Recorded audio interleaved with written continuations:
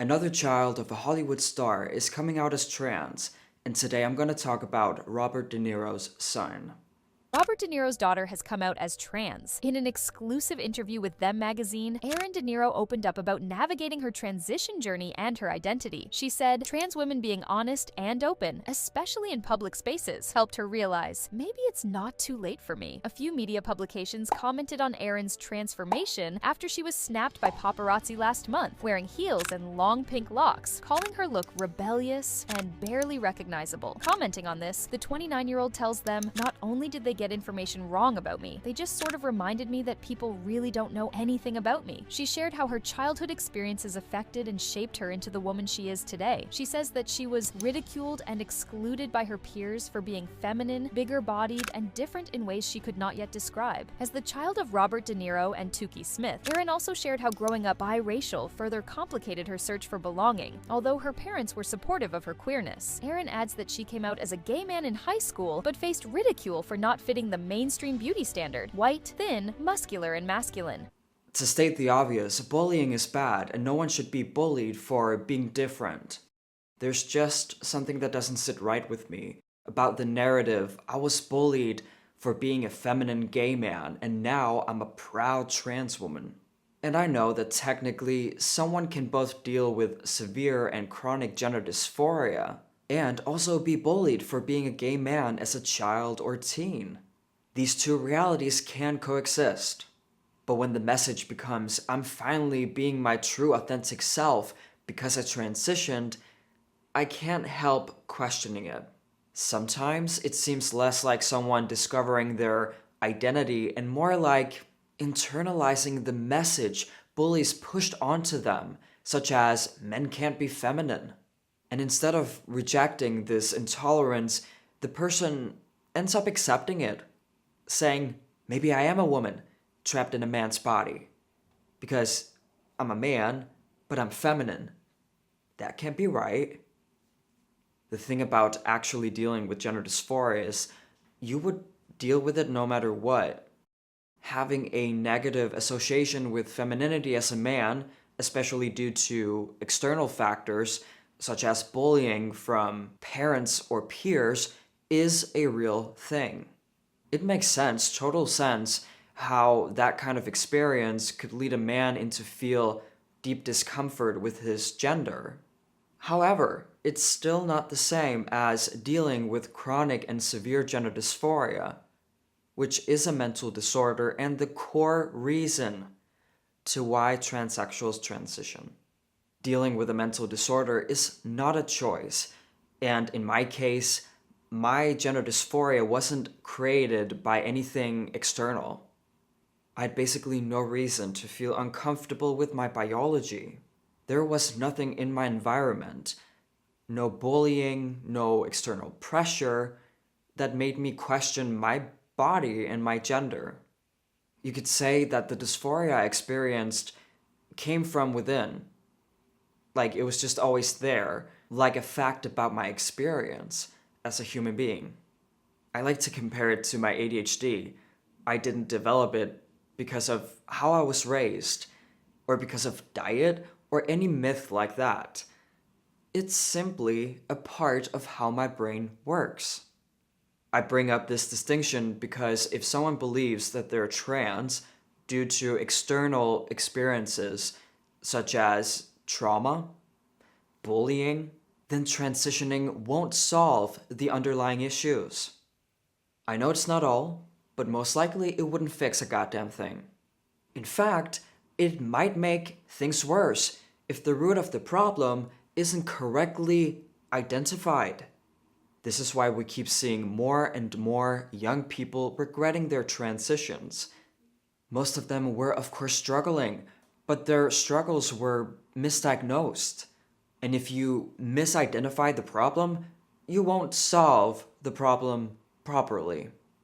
Her influences include Black women such as Laverne Cox, Marsha P. Johnson, Jules LeBron, Michaela J. Rodriguez, Naomi Campbell, and Raven Simone. Oh my god, trans activists need to stop claiming that Marsha P. Johnson was a trans woman. He wasn't. He identified as a gay man, as a drag queen. As we all know, There's a huge difference. Don't you all just love how woke activists converted a gay man into a trans woman because they thought him being gay was too boring or it wouldn't fit a certain narrative they're trying to push? I think it's so disrespectful.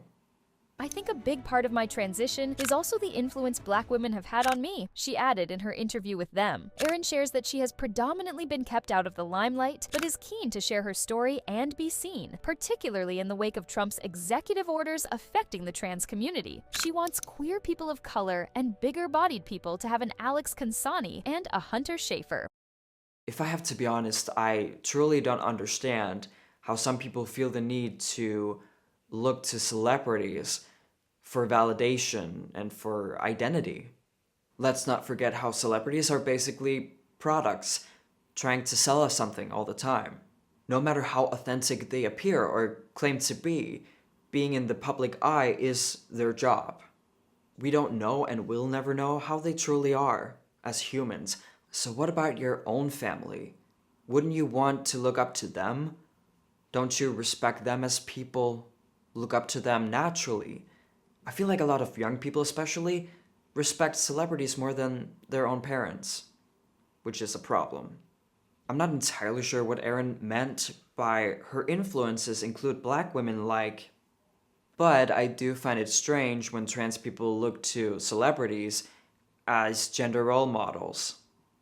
When I was trying to understand and come to terms with my gender dysphoria, no celebrity influenced me to be a man. It was never about following a trend or copying a person I saw on the screen. It was a deeply personal internal process and something I had to work through by myself. And that's why it feels off to see gender identity treated like something you can mirror off of celebrities. I mean, I just think that identity, or whatever you want to call it, shouldn't come from copying others. It should come from within. And that makes me think of something I often hear in the trans community.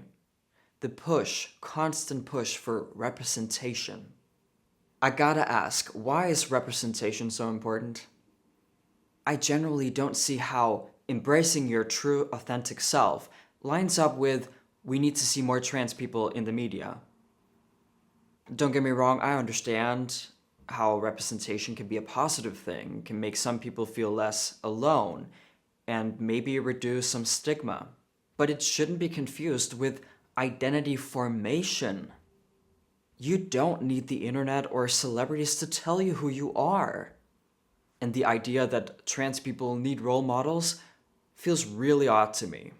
What does that even mean? Being trans is not about following another person's path. It's about understanding your own. Moving on, this is Robert De Niro's statement about his son coming out as trans. I loved and support Aaron as my son, and now I love and support Erin as my daughter. I don't know what the big deal is. I love all my children. Well, there's nothing wrong with Robert De Niro supporting and loving his child. That's not what the big deal is. The big deal is blindly supporting transgenderism. The real concern is how there's a huge rise in transgenderism and in trans ideology, which is something that Robert's child might go on and promote to thousands, if not millions of people.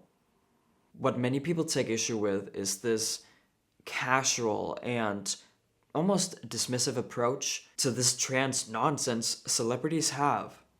And I have to say, when Hollywood celebrities, such as Robert De Niro, celebrate their trans children, it doesn't automatically mean they're being truly supportive. Is it truly supportive to blindly affirm your child's sudden trans identity, especially when that affirmation could lead into irreversible treatments that most likely would result in sterilization? Or is real support about slowing down, asking the difficult questions, making sure they understand how life-altering transitioning is, and how they shouldn't make such a huge decision just due to some temporary feelings or due to a social contagion? If you ask me, it's the latter. It's not just that there has been a huge rise in transgenderism in Western societies.